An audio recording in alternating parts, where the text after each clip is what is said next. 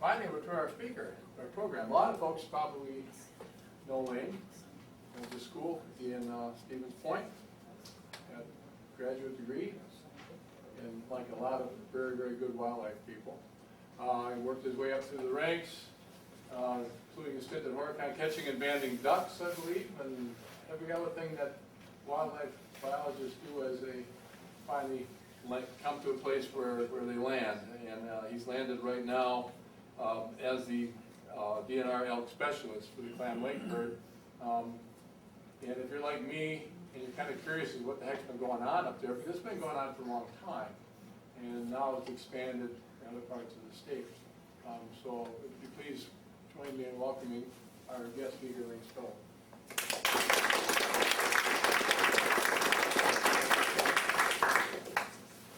Well, I guess I'll try this for a while, and if not, I'll try to project. First off, I'll commit a mortal sin of speakers. I'll apologize. I forgot my slides. So I won't be able to show you any Wisconsin elk tonight. I can assure you they're out there. But I usually start these type of talks with a history lesson. Well, first off, elk are part of our historical heritage. You walk outside and you look at the road sign, the street sign out there in front of the law enforcement building across the street, you'll see that it says Elk Street. And there's an Elkhorn, Wisconsin. There's an Elk River that runs through Phillips, Wisconsin. There's an Elk Township in Price County. There's Elk Mound. There's Elkhart Lake. And people are still finding remnants of those original elk that were here before Nicolay stepped ashore in Green Bay. And one of the more recent discoveries was up in the bed of Middle Eau Claire Lake. A lake property owner up there, his family and himself were swimming out the end of their pier, and they kept on feeling this woody material on the bottom of the lake. And they dove down and they grabbed a branch. They brought it up, and here was an old elk skull. Well, I got curious, and they dove down and they brought up a lot of this material, and it turned out that they had most of a skeleton of a large bull elk. And Middle Eau Claire Lake is in southwestern Bayfield County, and they got in contact with the Milwaukee Museum. They paid for the carbon dating, and they found out that that elk was 500 years old. That had been on the bottom of the lake when Nicolay arrived in 1634. So elk were here. We know that they were here because all those early explorers like Radisson, Nicolay, LeSueur, Jonathan Carver, when they came and lived with the Indians, they found out that elk were a very important part of the Indians' heritage here in Wisconsin, and that they found out that elk were also abundant here. You know, we're finding remnants widespread across Wisconsin. There's something like, I think, A.W. Schroeder, when he did his literature review analysis, found that 52 counties at that time had found shed antlers, bones, those type of remains.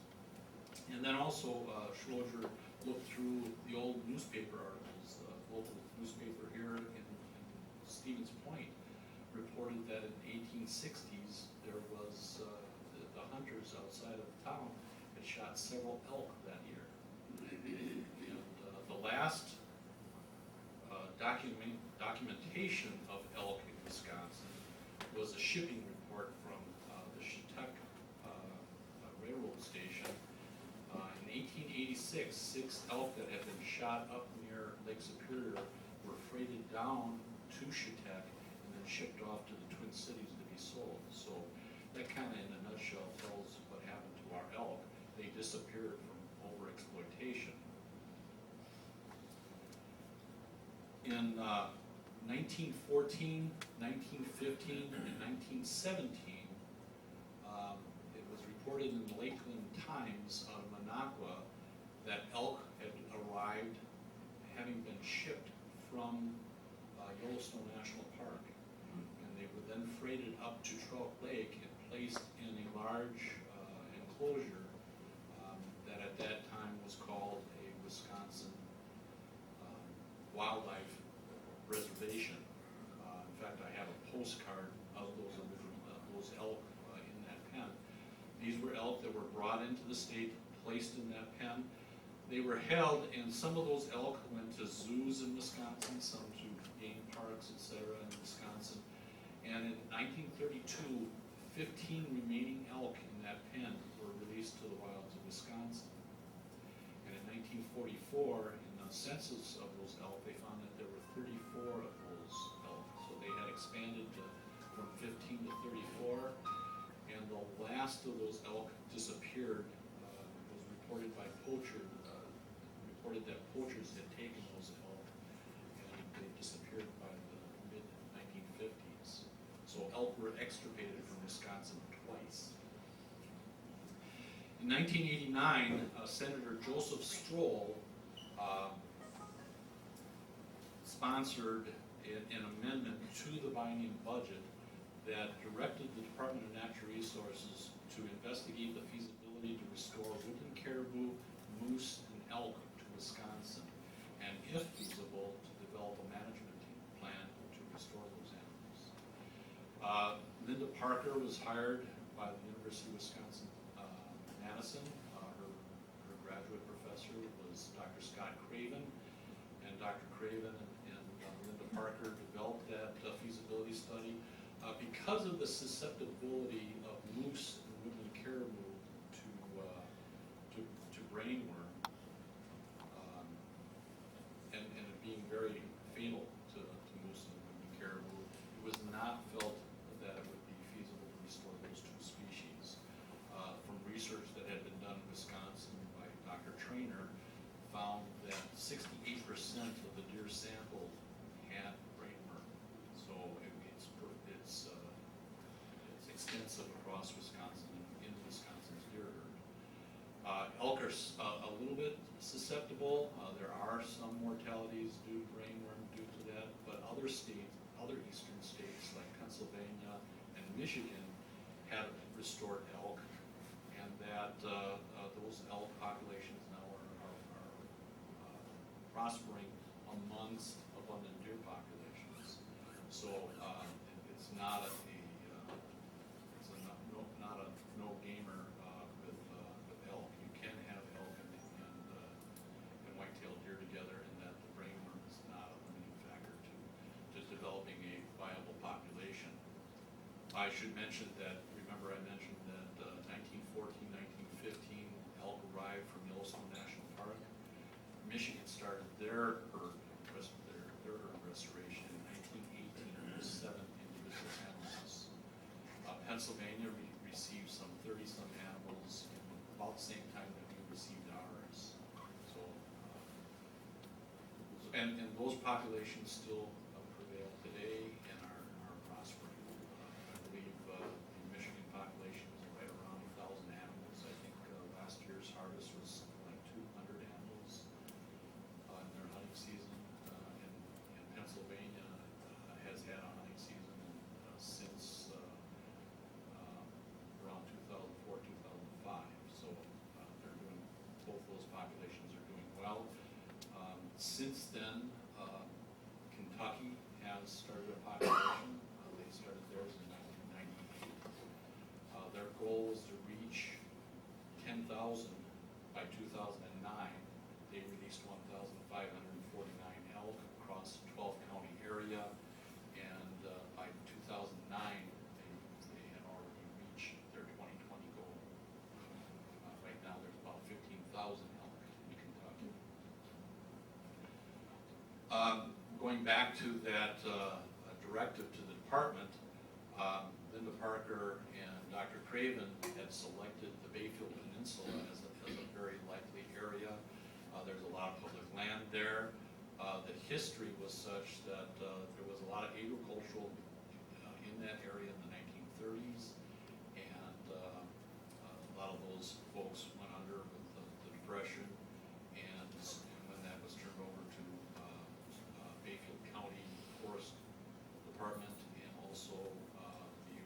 Forest Service as part of the Nicolet National Forest. They had some diverse habitat up there that looked about the most attractive to those researchers as a feasible area for a restoration project. Elk were selected because, again, as I mentioned, it was felt that it was feasible to start elk in Wisconsin, and they recommended a minimum of 50 animals to start their founder population, and that then went through the public hearing process. The department developed a management plan, and they went to the Natural Resources Board, and what happened was the growers up by Bayfield, having had a long history with deer in their orchards, didn't want a bigger deer in their orchards. And also the snowmobile club up in the Bayfield County area thought that the department would probably be closing trails because the elk would go out on the snowmobile trails, and thought that they'd lose out, they'd be outcompeted by the elk. So they convinced their county board of supervisors to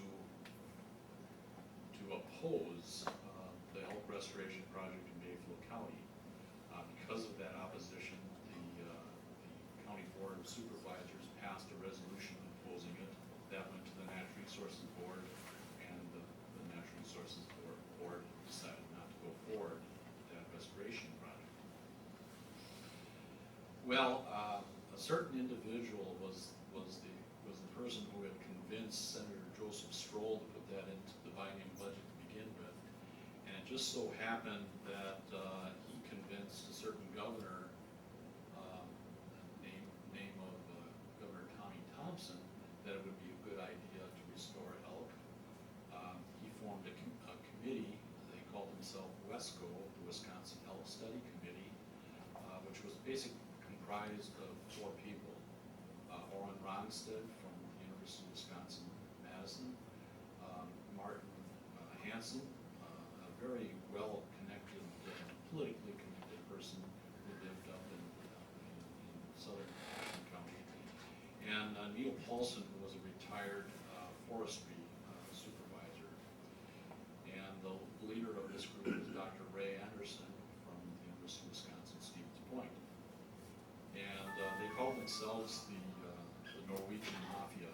They convinced Bernie Lemon, who was the chair of the Rocky Mountain Elk Foundation chapters here in Wisconsin. Bernie came on board and he said, "If you can get it done politically, I can get you the money to do this."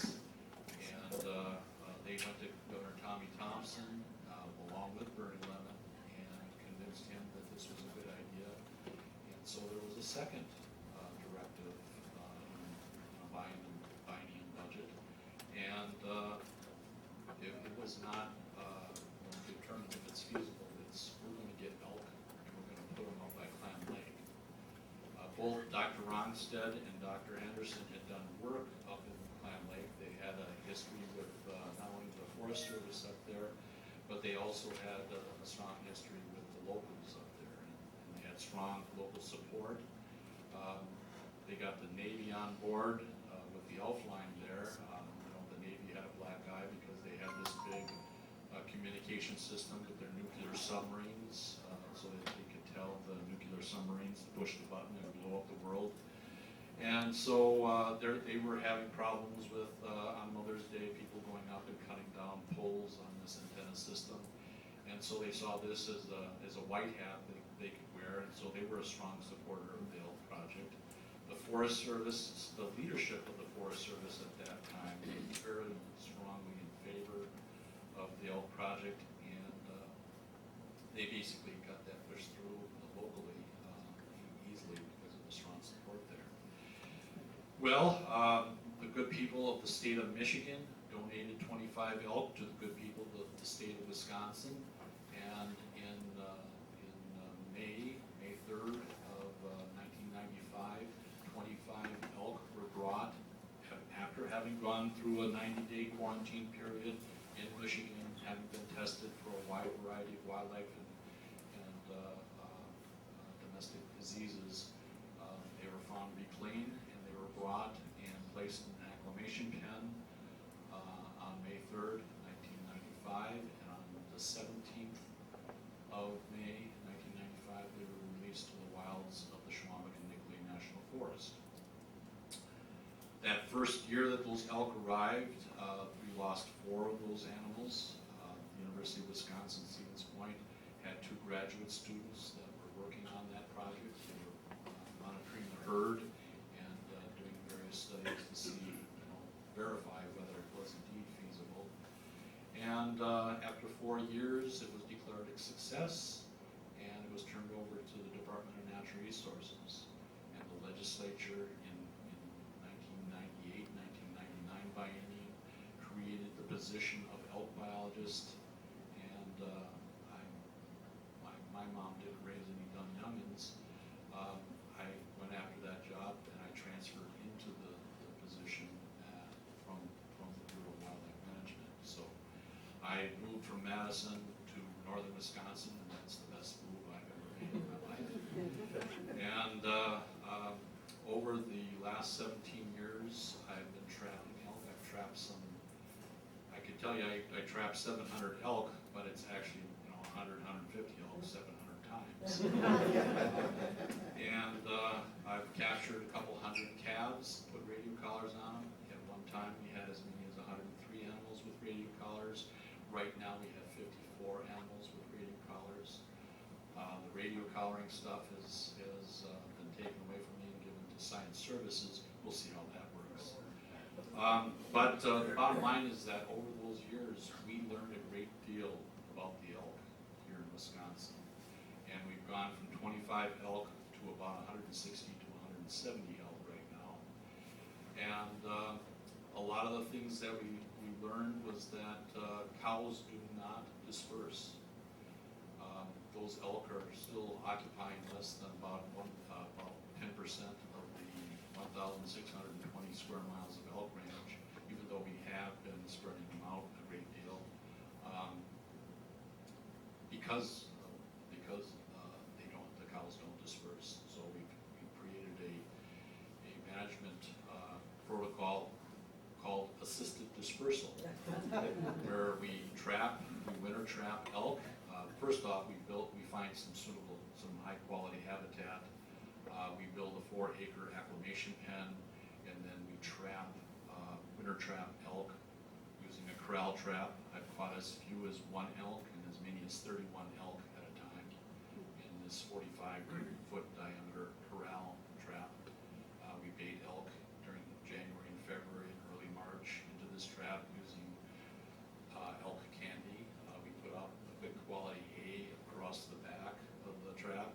We pile some elk candy on top of that, some sweet grains, a sweet grain mix. And then we sprinkle apple aid over that. And then we put about a bushel of apples around the back. And then the coup de grace, which the elk have no resistance to, is we take apple cider and we splash it on the back walls of the trap. And then we get out of the way so we don't get trampled. And then there's Charlie sits in a blind in about 10 below 0 weather, and when the elk go into the trap, I push the button, and we've got elk in the process. When we first started trapping elk, we would put up, the trap included a transfer tub with a chute system, and we would push the elk with bull boards into that chute system. Well, one day 2 cows figured, that I must look like a wolf or something, and they came and they beat the heck out of me. And I made a command decision. From now on, we're going to dart everything. And so from henceforth, this was in 2011, and henceforth, when we trapped elk, we would dart cows, calves. The calves at that time, when we're trapping, are already about 200 pounds. So when I say calves, they're not little animals. They're bigger than the biggest whitetail, which you probably have seen. So we dart the animals. What we do is we get up each of one of this elk trap is comprised of 12 panels that are 12 feet wide and 9.5 feet tall. And up the middle of each of these panels is a metal ladder. So to direct the animals within that center area, ladders in different portions of the trap. I go up one with the dart gun, and as the elk move around, I'll see one that needs, that I can tell needs a replacement collar, or doesn't have a collar, or has a calf collar, needs an adult collar, or a non-collared calf, and those would be target animals that we would then dart. So that's how we capture those animals. During the spring, we would catch neonates, and how we do that is we'll monitor the cows every single day from May 15th to June 15th.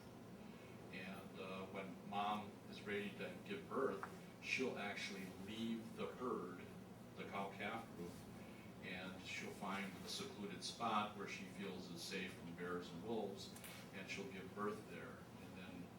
After she gives birth, the calf moves off and hides. The calf selects the hiding spot. Mom stays in that vicinity. She feeds, and the way we find these calves is I'll go in first and find the cow.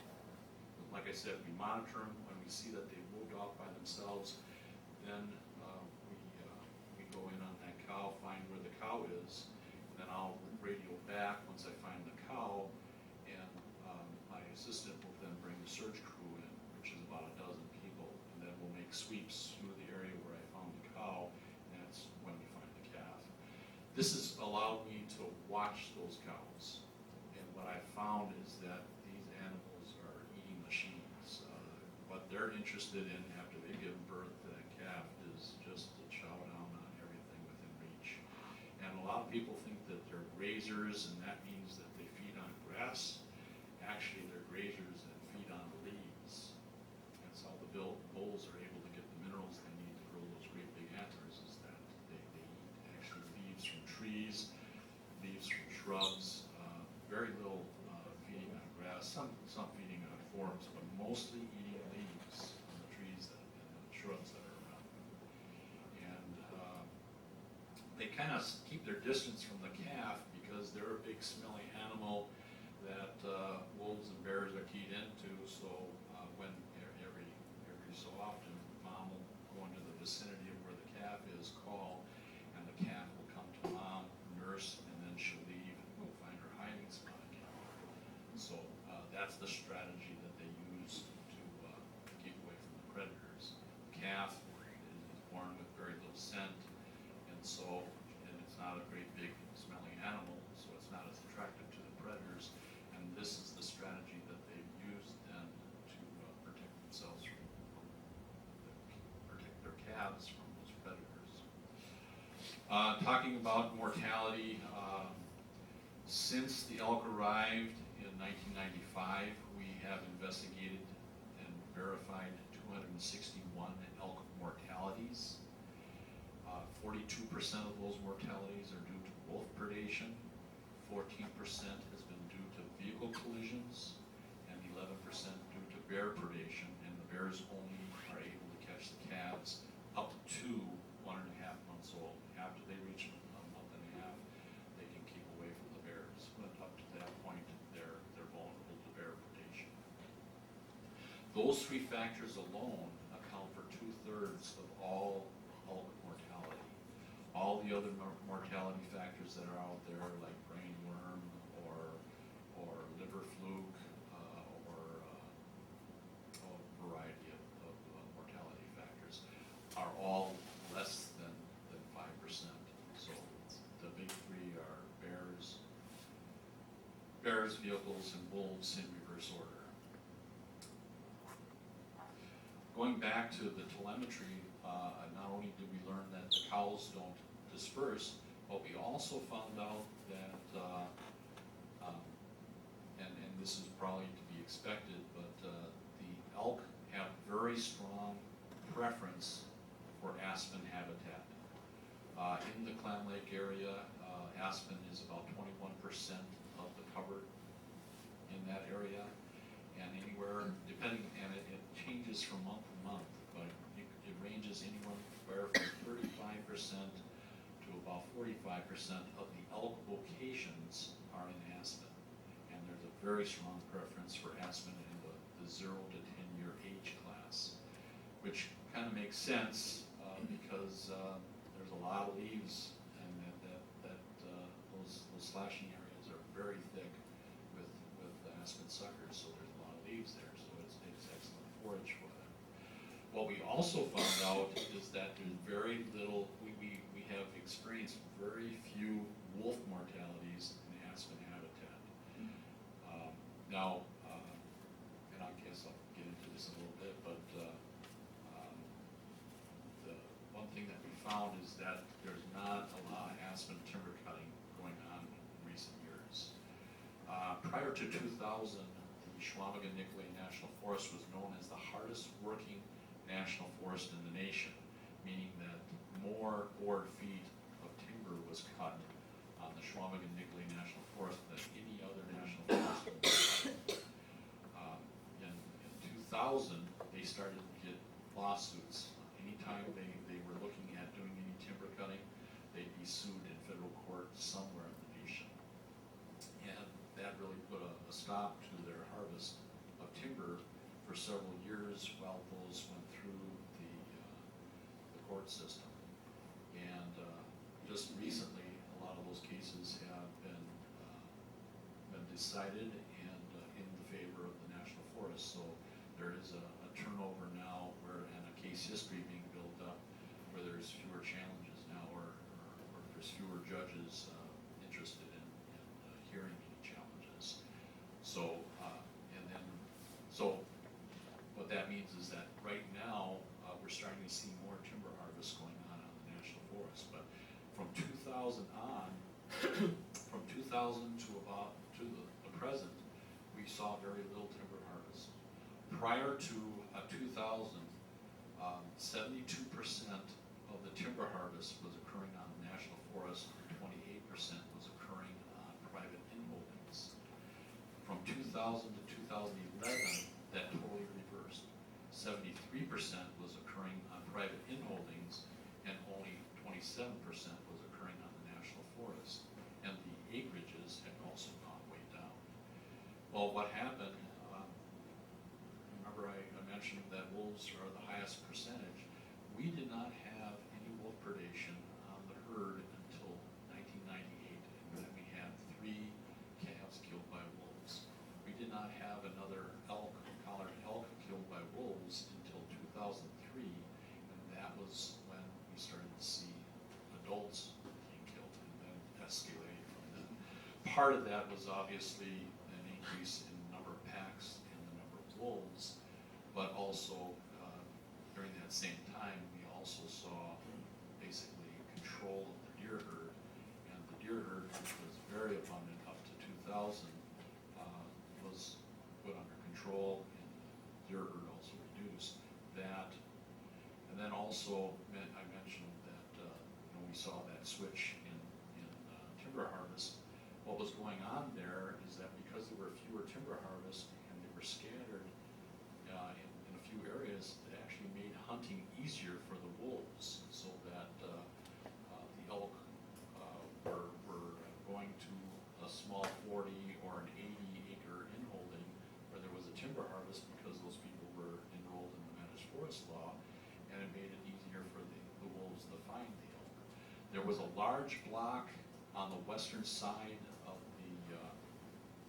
the elk activity range where the elk were occurring, which was several hundred acres of private property, which was being aggressively harvested, and we hardly saw any wolf predation in that area, even though there were a number of packs that territory over that particular area. And what we found out is that aspen clear cuts not only provide abundant forage for the animals, but it also provides predator escape cover for the elk. And what we found is that it's a lot easier for a 500 to 900 pound elk to run through that than a 75 to 100 pound wolf chasing that elk. So the elk were able to avoid predation, able to avoid wolves in those habitats. So one of the other things that we found then, and what we put into our management plan amendment in 2012 was, number one, assisted dispersal. We've done 4 assisted dispersals where we've taken elk and put them elsewhere, and 3 of those 4 have been successful. And then also what we proposed was to add 508 square miles to the original 1,112 square mile elk range. And what we did is in 2001, the Department of Natural Resources in Cliffwick, the Great Lakes Indian Fish and Wildlife Commission, looked at suitable areas for other elk restorations. They also looked at the habitat in the Clam Lake area. And they found that south of the Clam Lake area, the Clam Lake Elk Range, was this big block, 508 square mile area of public land that was excellent elk habitat. So in 2012, as part of the amendment, we proposed to expand and add that 508 square miles to the 1,112 square mile elk range. So the total elk range resulting was 1,620 square miles. We then also proposed to bring additional elk to Wisconsin. About that same time, Missouri showed us the way. I guess it's the show me state, isn't it? Mm-hmm. Well, Missouri, what happened is they negotiated with Kentucky to get some Kentucky elk to start their elk restoration. Since 2002, when CWD was discovered in southwestern Wisconsin, Kentucky began an aggressive testing program to make sure that CWD was not occurring in Kentucky. They were looking at their deer, and then any elk that were harvested through their hunting seasons were also being tested for CWD, and they were found to be clear of CWD. So Kentucky got in line, or Missouri got in line for 150 elk. They ended up deciding that 108 elk were enough. Virginia was next in line with 75 elk, and about that time we got into line and said we want to be third, we want to be next. And so going back again, 2001, the people in Jackson County, after watching what happened in Clam Lake with the bringing of the 25 elk to Clam Lake, they decided we want to have elk in Jackson County. And so a management plan was developed and it went out to public hearing, and there was very strong support in the Jackson County area for an elk restoration program. In December of 2001, the Natural Resources Board approved the management plan by I think it was a 5-4 vote, so it was a pretty close vote, but it did pass. And we started looking for a sorcerer. We looked at Elk Island, Alberta. All of a sudden, CWD showed up in Saskatchewan and Alberta in captive herds. I believe also about that time, mad cow disease was found in Canada, and the livestock growers in the U.S. were able to convince USDA to have a moratorium of preventing any Canada beef to come to, or beef or certain deer meat to come south. And the bottom line was Elk Island dried up on the vine. We could not get elk from Elk Island, Alberta. Tennessee had been getting elk for their restoration project from Elk Island, Alberta, but that was no longer available to us. This came up with Kentucky, and so like I said, it was an ability to get supplemental elk. Those original 25 that we got was not enough for a founder population, especially when you remember that Michigan, the source herd, started with only 7 animals. So again, severe risk of a bottleneck genetics in that population. So we wanted more elk. The management plan said that we wanted 275 additional elk. Kentucky told us, you better ask for 150 or we'll have to say no. So we asked for 150, and they said yes. So going back to Black River Falls, the strategy then was half of those would go to Jackson County to start that herd, and the other half then would come to the Clam Lake herd. And of those 75 animals have been brought and released in Jackson County.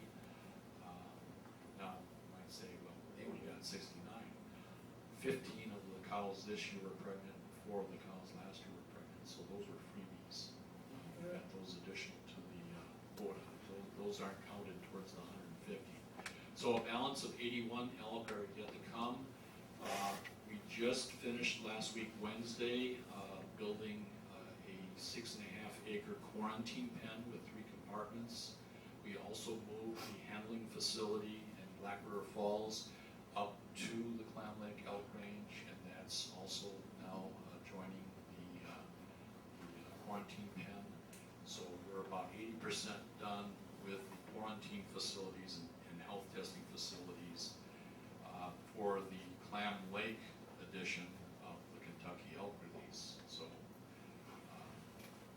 So we've done 4 assisted dispersals. 2 of those dispersals were in that 508 square mile elk expansion area.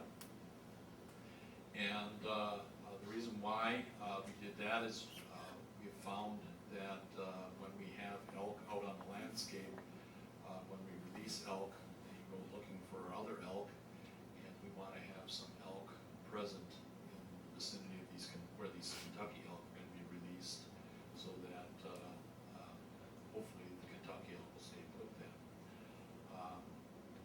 We hope that those Clam Lake and butternut elk that we've released in the Flambeau River State Forest in the expanded range will teach the Kentucky elk about wolves and bears, and we hope the Kentucky elk stay alive long enough to leave their genetics in the gene pool. So it's a numbers thing, and it's also a genetics thing.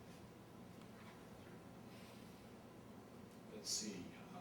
Okay, so we're going to have, we've got about 30 elk down in the expanded range right now. We're going to release 75 elk there in the next 2 years. This year we had about 7 or 8 calves born there. We had 3 calves born last year. We're going to release those 75 elk, and then we're going the very next winter, the winter of 2018, 2019, we're going to catch 25 of those Kentucky elk. We're going to move them up to Clam Lake so they can mix up there too. Because we have very excellent habitat down in the expanded range, I didn't go into that, but the reason why that was so attractive is that 508 square miles is composed of 93,000 acres of the Flambeau River State Forest, 50,000 acres of the winter block of the Sawyer County Forest, 24,000 acres of the Rusk County Forest, and 20,000 acres of the Price County Forest, and about 30,000 acres of industrial forest land. All public access land that is aggressively harvested and mostly harvested aspen. So aspen is very predominant in this area. There's tens of thousands of acres of, there's tens of thousands of acres in that 0 to 10 year age class, and there's probably in the neighborhood around 80,000 to 90,000 acres of aspen down there. So it's about the best habitat that we have in northern Wisconsin for elk. The reason why we want them to prosper in that area is that, again, I mentioned earlier that we had done a suitability analysis in 2001. We identified other areas. There's actually 15 different patches of suitable habitat across northwestern and the central forest area. There's 2 down in the central forest area, 1 that now has elk, but then there's another 13 of them up in northern Wisconsin, which would be suitable for elk. And the protocol that was approved by the Natural Resources Board in 2000 with the original elk management plan was that if anybody elsewhere in Wisconsin wants elk in their neighborhood, first off, it has to be in a suitable area, and there has to be a majority of people in support of it, and if so, then we'll go through developing a management plan, and if there's very strong local support, public support for that, then we may move elk to their area. If we can get a very strong population in the Clam Lake elk herd, That's 1,620 square miles of elk range. We're going to spread elk throughout that area. If we get a strong, viable population there, that could be the nursery herd for spreading to these other areas if those folks in those local areas want to have elk. That we already heard from Jackson County, they wanted to have elk. We've already heard from the folks from the Iron County Forest, or the Iron County Board of Supervisors have passed a resolution in favor of elk restoration project in their county, and they are in a suitable area with public access land and suitable habitat. And again, there's large patches of at least 100 square miles of habitat in 13 other clusters in northern Wisconsin that may be suitable in the future if people want that. The people of Wisconsin want that. So, at this point, you might talk, and you can flip through a bunch of slides with nice big groups of Wisconsin elk, and I again apologize for leaving my slides at home. So, now that's what I remembered to say. Now you can ask me questions. Yes, sir. Back to the mortality issue, have you lost any that elk due to the severity of Wisconsin winters, like we lose deer? Yes, we have. In fact, the winter of 2013, 2014 was the worst winter since Wisconsin DNR started their winter severity index. It was even worse than the winters that we had in 95, 96, 96, 97. I believe the worst of those two was 158 winter severity index points in, I forget which year it was, winter it was back in the 90s. But the winter severity in the winter of 2013, 2014 for the Village of Winter area where that was kept was 167. That winter, not only did the deer take it in that, but we lost 22% of our cows that winter, we lost 20% of our bulls that winter, and we lost 85% of our calves that winter. And then also we had impacts on calf production the following spring, 2014, because of the health impacts to the cows. So winter severity can have a very major impact on the population. We were probably looking at having a hunting season soon after that, but that knocked us back down to where we're nowhere close to the threshold for that hunting season. Any other aspects of that question you want answered? I had a different question. Now, the winter severity index has been kept since, I believe, around 1974, so that's the worst winter we've had since 1974. I've deer hunted in Wisconsin since I was 12 years old in 1967, and I know that there were 5 years there, 1968, 69, 70, 71, and 72, that were deer killing winters during that block, and you thought you were very fortunate if you saw a deer track during the deer season during those years. Yes, ma'am. Is the winter severity in conjunction with the wolf population in Wisconsin the reason for the slower growth of the herd as compared to other states? No, I think it was basically the strategies for restoration that the other states had more so than compared to the strategy we used. I mean, our strategy was to dump 25 animals out there expecting them to expand, and that was not a suitable founder population, a starter population, not only genetically but number-wise too. For you to maintain your heterozygosity, your gene pool, you need to grow fast, and we have not grown fast. I should qualify that. Our growth rate from 1995 to 2003, our average annual growth rate was 21% on those years. In 2003 to 2011, it had gone down to about 7%. And lately it's probably more in the neighborhood of around 5%, although we did have a very good year. You know, we had a very bad year in 2014, but we had a very good year in 2015. In 2015 to 2016, we had 60% survivorship of our calves. We had a bumper crop of calves in 2015. We had forecasted something like 34, 35 calves being born, and we verified that there was about 38 calves born. The reason why we saw that big bump is that we saw a big increase in birth rates in September 2-year-old cows. Generally speaking, they have about a 33% birth rate. That year they had 50% birth rate.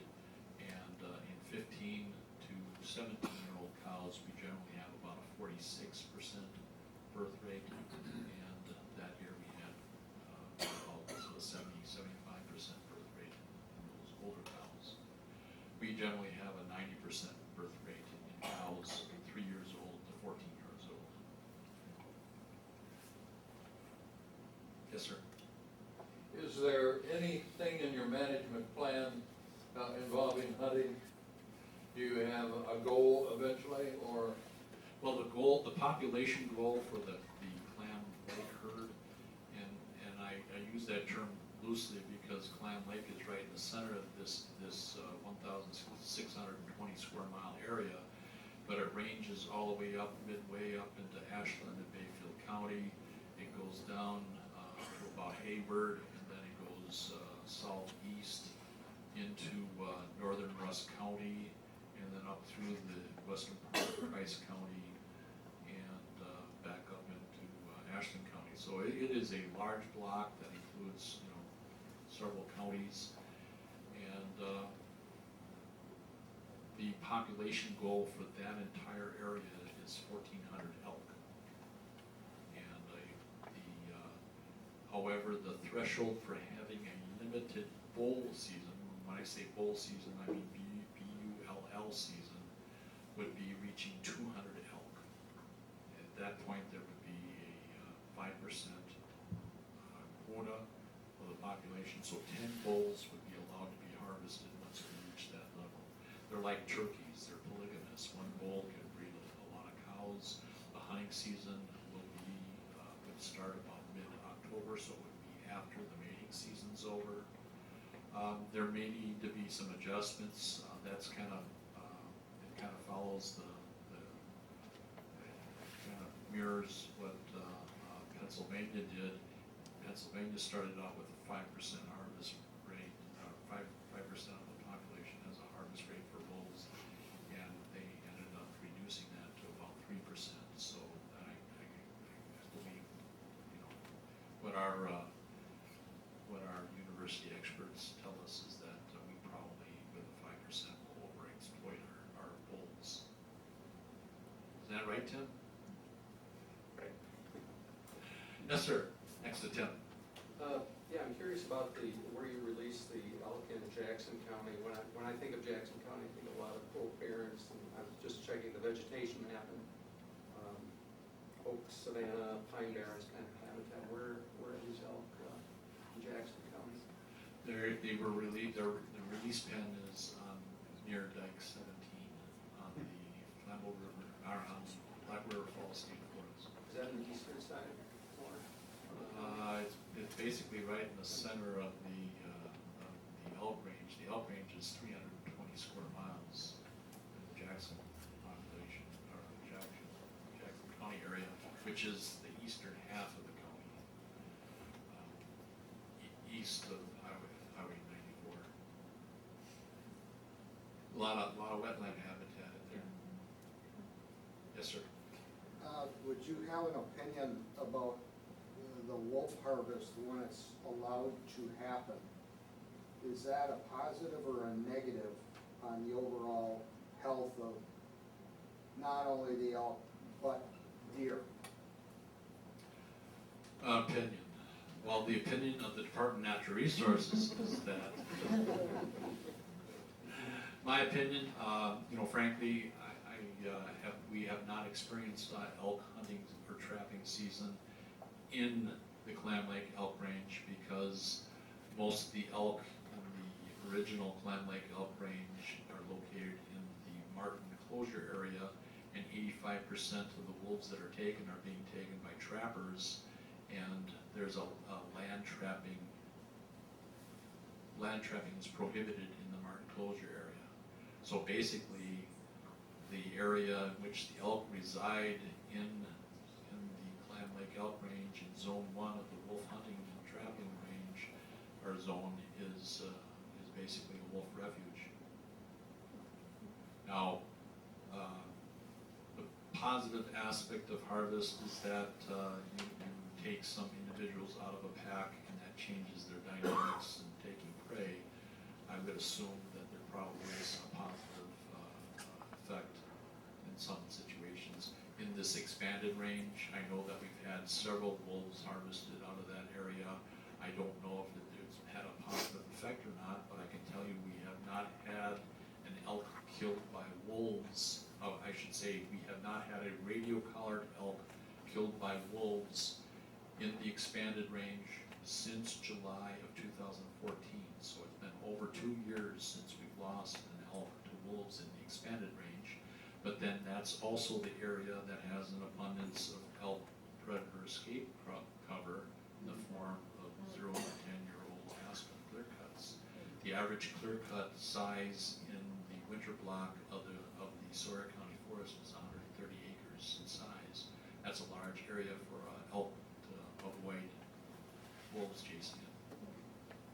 It's a lot, like I said, it's a lot easier for a 500 and 900 pound elk to run through that stuff than a 75 to 100 pound. So, in answer to your question, I would say that probably more important to the survivorship of elk is high quality habitat versus wolf harvest. Do you know if that question has been under study at all, or? I do know that Science Services has just gotten a $98,000 grant from the Rocky Mountain Elk Foundation to place satellite collars on elk in the Clam Lake and Jackson County Elk Range, and also at least 5 individual wolves of different packs in those with proximity collars that'll identify when wolves get close to elk, so that they can better study that.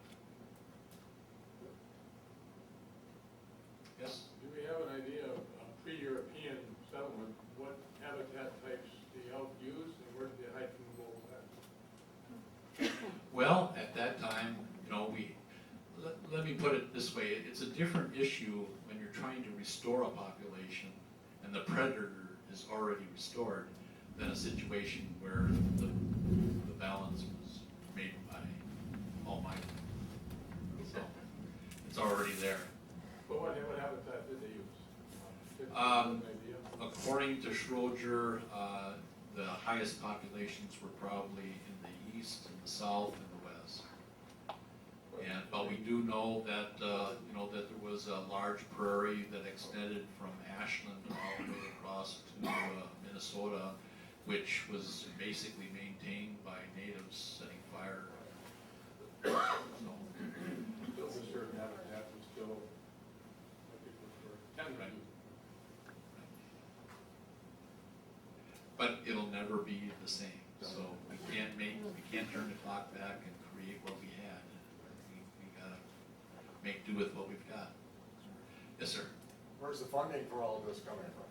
Well, this elk restoration project right now, where we're getting Kentucky elk, is entirely funded by outside sources. The Rocky Mountain Elk Foundation has pledged $400,000 towards it. The Ho-Chunk Nation has contributed $200,000 towards the Jackson County part of things, and the Jackson County Wildlife Fund has contributed $50,000 for that. So all of the bringing of elk from Kentucky to Wisconsin is being paid by outsiders. The Rocky Mountain Elk Foundation funded $450,000 of the original elk study and elk release of the Michigan elk. So that was all paid for by the Rocky Mountain Elk Foundation. You know, there is, part of my salary is paid for by Wisconsin licensed buyers. So part of that is being paid for. I believe that there's still $25,000 a year being contributed out of the state budget of GPR money for research by UW Stevens Point. Not anymore. That's over? The governor took that away last year. Okay, the governor took that away last year. Sorry. Yes, sir. It's kind of a naive question, but what are the advantages of having elk, of the elk restoration project? What are the purposes? I mean, is it to have hunting, or does it do more for the land that it's there? Well, from my perspective, and this is my personal belief, is that the highest calling for a wildlife biologist is to restore wildlife that has been eliminated by people. And so the restoration of wild turkeys in Wisconsin, the restoration of trumpeter swans, peregrine falcons, a number of species have been restored here in Wisconsin, and that makes us, our environment, our biodiversity, that much stronger. So, from my perspective, I don't care if hunters shoot elk or if wolves eat elk. That's part of the game. Politically, certainly I will gain by there being a hunting season, in that $7 out of every $10 application fee for an elk license is going to be earmarked for elk management, which will allow me to do good things for elk on the landscape, as long as it's done wisely and sound conservation. Then the elk will persist. I'm going to be able to tell my grandchildren that we helped bring elk back to Wisconsin, and I was involved in that. So that's how I do it. Yes, ma'am. Are these elk genetically the same as those that were extirpated from the state, or how different are they? Well, we don't have much genetic information from those original elk, but they have looked at the genetics of what was considered Manitoban elk and Rocky Mountain elk and Roosevelt elk, and there's very, very little difference genetically between what is considered by the Rocky Mountain Elk Foundation as subspecies. So it depends on who you talk to. Certain zoologists feel that there is no subspecies. Dr. Valerius Geist is probably, Geist, I don't know how he pronounces that, but he's probably, one of the foremost biologists out there, and he views them as being separate,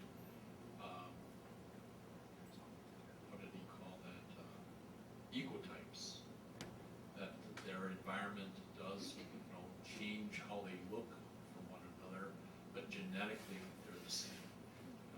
They looked at the DNA, there's very little difference at all. I guess I have to defer to other experts that know more about that, but that's what I've read into it. I guess the one subspecies that might be a valid subspecies would be the Thule elk in Southern California. Yes, sir. What about diseases? Have you had any significant numbers of the herd affected by diseases? We did have a situation, as you probably recall, in 2002, there was a statewide ban of feeding and baiting, and that was lifted in August of 2003, and it seemed like everybody and their cousin up north were feeding deer in their backyard, and the elk learned how to eat corn that year, and they were, because many of the people up there live near a lake or a river, they were actually focusing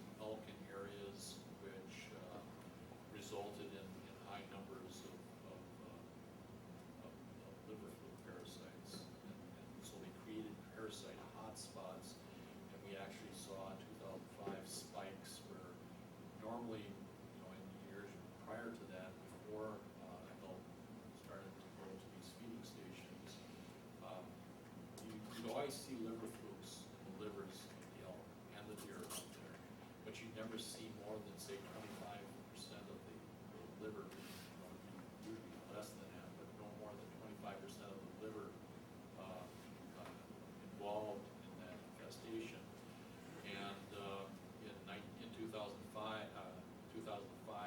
we had 3 individuals that died due to the fact that 95+% of their liver was destroyed by liver flukes. So we got the guys with the gray shirts out, because it is illegal to feed elk in Wisconsin. We got the guys with the badges and the gray shirts out, and we visited people, we showed them pictures of elk livers. And the people in the Clam Lake area really are very strongly supportive of their elk. And we show people pictures in their kitchens, and we're outside, they had corn feeders, and convinced them that they were doing a bad thing. Most people voluntarily stopped feeding the elk, and it went back to those lower levels of incidence in livers. I think some of that might be going the other way again, but not to a great extent. The nice thing about these elk with these radio collars, they're great tattletales. And what we do is, if we find that they're visiting people's backyard feeders, we send them a letter. The protocol is you write them a letter and said, elk are visiting your feeder. We know that from telemetry and from the tracks in your backyard, and this is also signed by the board, and that you're ordered to stop feeding for 30 days or until the elk stop visiting your backyard. Because in that particular area right now, it is legal to feed deer, but it is not legal to feed elk. You go to them, and the first thing they say, I'm not feeding elk, I'm feeding deer. Well, those are pretty big deer tracks. Your telemetry says cow number 95, cow number 203, and this cow and that cow are in your backyard. So the evidence is fairly strong. And the vast majority of people are fine. So how do they get it from the feeders? Is it because the deer are eating there, they get it from the deer, is it being transmitted from the deer? Oh, you want a biology lesson? Okay, what was happening is that, like I said, most of these people live next to lakes and rivers, and the alternate host for the parasite are aquatic snails. And what happens is that the elk feeding at these feeders were concentrating their activity. They were defecating on the shoreline or even out on the ice, and then those snails then would feed on those feces and go through the life stage then in the snail, and then there's a microfluoride stage that swims off and then insists on emergent vegetation.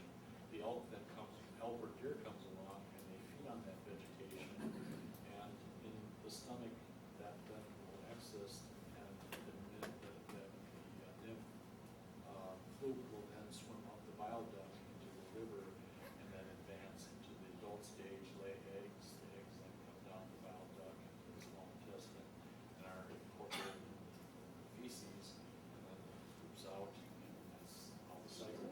So the number of flukes in that liver are dependent upon how many of those cysts that elk eats.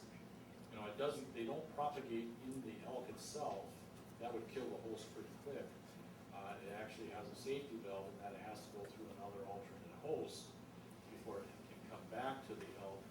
And because you're creating an artificial concentration area of a lot of defecation, in an area where you have aquatic snails, you create a situation where you have a hot spot for those parasites. Elk that frequent that area could actually get a pretty big dose of those foods that they'll be able to survive.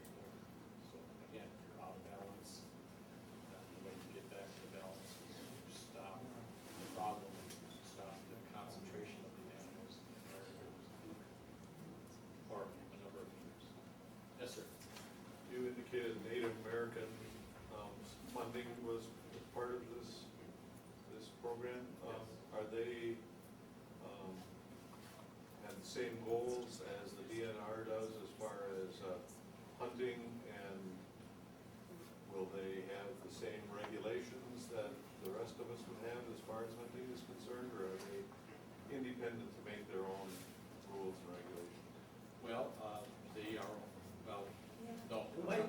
working, can't hear you back here. The mic Your is in mic the isn't working. Quit. Just talk. No, the battery is dead. That's much better. Sorry about that. I was relying on my crutch here, and it was not working, so I'll try this. In answer to your question, it's kind of a complicated answer. The $200,000 of the whole chunk nation, there's not a treaty underlying that relationship that forces, that allows them to take any more of those animals than, say, the general public. That is different for the Clam Lake herd, which is in the ceded territories, and under treaty with the Ojibwa, 50% of any harvestable quota would be eligible to go to the Ojibwa in the ceded territories. So, in answer to your question, in Jackson County, there's actually no advantage to the Ho-Chunk Nation. They can't take animal. Obviously, if they do have reservation land and the elk go on there, that they have their own sovereignty on the reservation, and so they can do what they may. They can shoot all the deer on the reservation, but off the reservation they would not be able to harvest any unless they drew a tag through the same process that any state hunter would apply to. That's different in the ceded territories with the Ojibwa, where if we have a quota of 10 elk in the Clam Lake elk herd, 10 bulls, 5 of those bulls would go to the Ojibwa, and 5 of them would go to regular state hunters through the lottery system. So now, I was not, in answering to the earlier question of how we are funded, I should also mention that in the biennium budget, a fair amount of the elk budget was paid for by gaming monies. And that was not only from gaming monies from Ojibwa casinos, but also Potawatomi, Oneida, you name it, Ho-Chunk, any gaming funds that were received from the tribes contributed towards that funding that we received from that particular line item in the biennium budget. Well, I have to, you're really doing well. He's got like 3 notes here. I do have to thank Dick for your question and for your answer on why elk in Wisconsin. That was wonderful. We can all relate to that because they should be. And you have an instrument here, which I think we need to hear. If you've never heard an elk bugle, which I assume you're going to do, you need to hear it. It'll raise the hair up on the back of your neck. So the day we can hear elk in northern Wisconsin in September bugling is a wonderful thing. Before he plays, make sure you visit our snack tray, visit each other, and the sign-up sheets are still available. When is the bugling season, period? We're right in the peak right now. They're up in Clam Lake area where we have a fairly complex age class of bulls. There's a lot of competition going on, and so there's a lot of people going on. This last weekend, a number of people reported to me that the bulls bugled all night long. So it might even be slightly post-peak, but they're still going strong. And it generally, we usually hear our first bugle around the 25th, the 28th of August, but it's usually quite sporadic at that particular point. The median conception date, so basically the middle of the rut, would be anywhere from September 17th through September 22nd, where half of the calves are conceived before that, half of the calves are conceived after that. So September is the time to go to Clam Lake and listen to the elk. We have a number, I think we have something like 10, 11 bulls down in the expanded range. There's not, right now all the bulls are with cows, but there's not a lot of activity down in the expanded range because we do not have the structural complexity of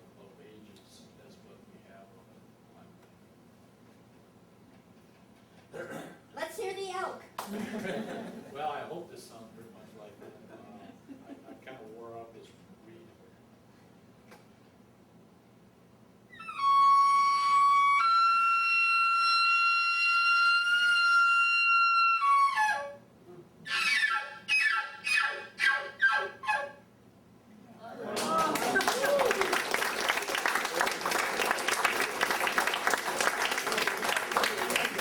That's kind of like what a bull sounds like. This is what a cow sounds like.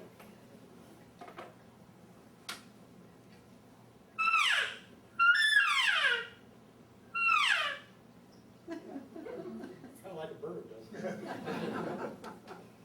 Believe me, it might sound like a bird, but bulls really pay attention.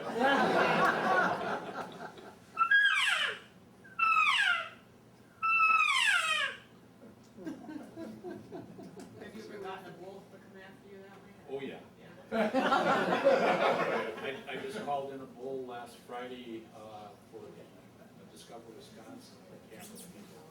They came up to the Leopold State Forest and wanted to get an elk on the film. They were able to call in a 6-year-old bull that didn't have the cows. Heard the cow calling. Thank you.